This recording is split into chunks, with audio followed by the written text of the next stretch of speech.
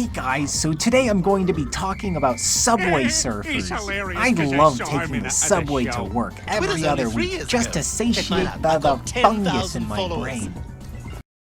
Alright, so this game needs no introduction. Subway Surfers was a hit when it came out, and it went on to routinely make appearances on top 10 charts for the App Store and Google Play, with its relevance continuing to this day.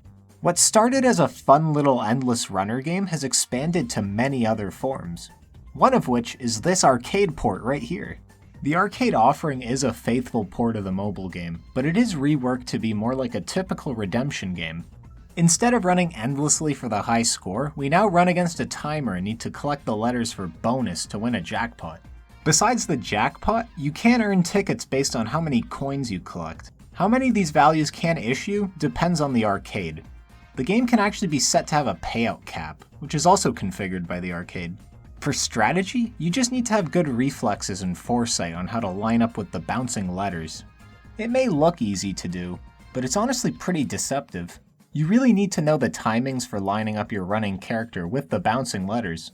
If you don't get all the letters and time runs out, you can buy back in and try to collect the missing letters.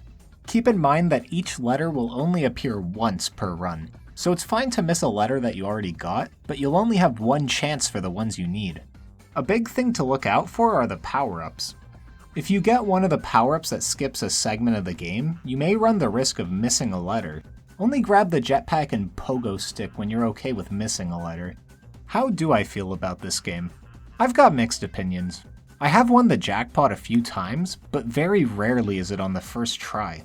This game honestly feels like a bait.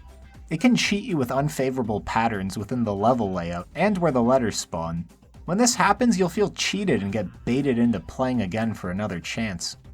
The worst part of the gameplay for me is how the game becomes a dead run the moment you miss one letter. The arcade can mess around with difficulty settings and other aspects of the game, so maybe that affects the letter spawning patterns and bouncing speed. The most crucial thing you need to understand about this game is how deceptive they are with marketing the jackpot. Take a look here. You'd probably see 1,000 and assume, hey cool, 1,000 ticket jackpot. But in reality, the game is issuing their coins, so you'll most likely get a much smaller number of tickets depending on how your arcade pays out. So how should we rank Subway Surfers? I know this game is doable in one shot, but typically you'll just miss one letter and get baited into playing again. The real issue with this game is how they market the jackpot. I've never seen one of these machines pay similarly to the other jackpot games at the same arcade. And they get away with it since they use the in-game coins for the jackpot, which gets reduced. This is a really subjective one to rank. If the ones I played had paid 1,000 tickets instead of 1,000 coins, there could be a case for this game placing high, as it does have a hard but doable jackpot.